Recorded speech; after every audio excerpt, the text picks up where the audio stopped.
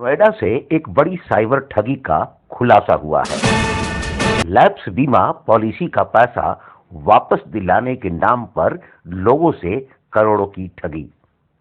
Phone call के जरिए भरोसा जीता गया, फर्जी खातों में पैसा डलवाया गया और फिर सब कुछ गायब। लेकिन इस बार नोएडा पुलिस ने खेल पलट दिया। थाना फेज 1 नोएडा पुलिस ने एक फर्जी कॉल सेंटर का पर्दाफाश करते हुए 3 साइबर अपराधियों को दबोच लिया है। इनके कब्जे से laptop, mobile phone, keypad phone, PNT phone और कॉलिंग डाटा शीट्स बरामद हुई हैं। अब तक की जांच में सामने आया है कि इन आरोपियों ने देश के अलग अलग राज्यों में दर्जनों लोगों को अपना शिकार बनाया। 29 जनवरी 2026 को लोकल इंटेलिजेंस और इलेक्ट्रॉनिक सर्विलांस की मदद से सेक्टर 10 थाना पुलिस ने क्षेत्र में चल रहे इस फर्जी कॉल सेंटर पर छापा मारा और तीनों को गिरफ्तार कर लिया, जिनके नाम हैं वरुण शर्मा, मदन गुप्ता और प्रदीप वर्मा। पुलिस ने मौके से एक laptop, 8 smart mobile, 8 keypad mobile, 3 PNT phone और 15 कॉलिंग डाटा शीट्स बरामद की हैं। पुलिस जांच में खुलासा हुआ है कि अब तक करीब 20 बैंक खातों में करीब 1 करोड़ 20 लाख रुपए की ठगी की रकम ट्रांसफर की गई। इन खातों को फ्रीज करा दिया गया है, यानी जिन लोगों से ठगी हुई उनकी रकम वापस मिलने की उम्मीद अब जगी है।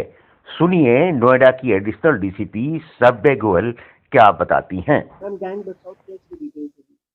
Commissioner of police Gautam Buddha Nagar ma'am के निर्देशन में गौतम बुद्ध नगर में लगातार साइबर क्राइम और साइबर क्रिमिनल्स के विरुद्ध कार्यवाही की जा रही है।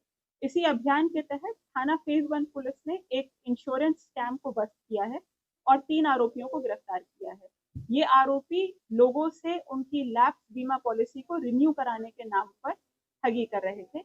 हर व्यक्ति से 10,000 से लेकर 1 लाख रुपए तक की धनराशि प्राप्त कर रहे थे। इनके 20 खाते हम लोगों को मिले हैं जिनको फ्रीज कराया गया है और कुल धनराशि 1 करोड़ से अधिक है जिसको फ्रीज कराया गया है। इनके विरुद्ध कई राज्यों में कंप्लेंट्स दर्ज हैं जिसमें इनके विरुद्ध कार्यवाही की जाएगी। इसके अलावा जो इसमें मुख्य आरोपी है वो पैसे डायरेक्ट न लेकर बेटिंग के जो अकाउंट्स हैं उनके थ्रू सोर्स करता था, जिससे 20% कमीशन बेटिंग ऐप वालों को मिलती थी और 80% जो है आरोपी को प्राप्त हो जाती थी। इससे पुलिस को उन तक पहुंचने में और कठिनाई होती। मैम अब तक कितने लोगों के साथ ठगी कर चुके इन लोगों ने सैकड़ों लोगों के साथ अभी तक ठगी की होगी। हम लोग के पास ऑलरेडी करीब 20 कंप्लेंट्स आ चुकी हैं। मैम ये डेटा कहाँ से लेते थे? ये डेटा लेजिटिमेट कंपनी से लेते थे जो लेजिटिमेट इंश्योरेंस कंपनीज को प्रोवाइड करते हैं।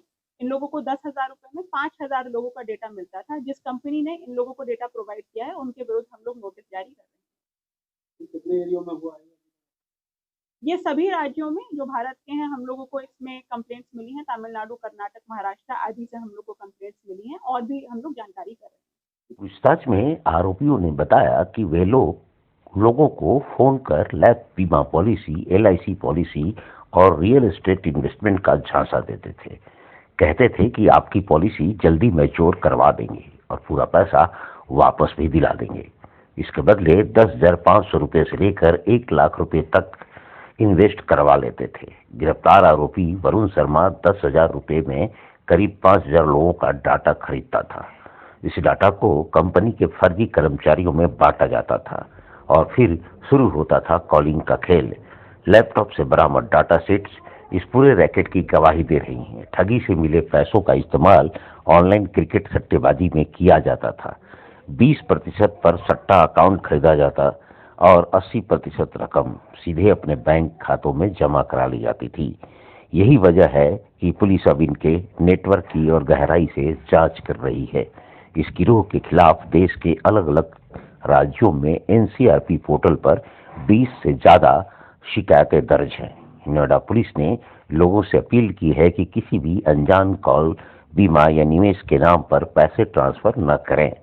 साइबर ठग नए नए तरीके अपनाते हैं, लेकिन सतर्कता ही सबसे बड़ा हथियार है।